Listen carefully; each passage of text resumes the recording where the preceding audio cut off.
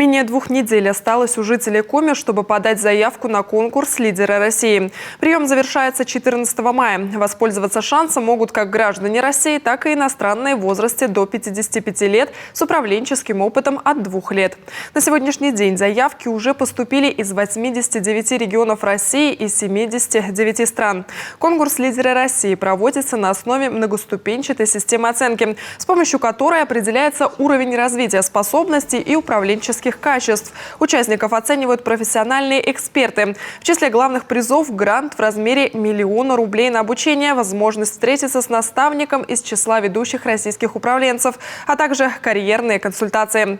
В мае-июне участники конкурса пройдут дистанционный этап и решат несколько тестов, по итогам которых получат отчет с описанием своих сильных и слабых сторон.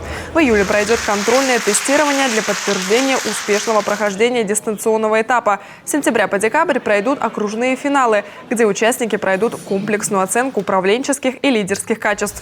Напомним, конкурс управленцев «Лидеры России» проводится по поручению президента.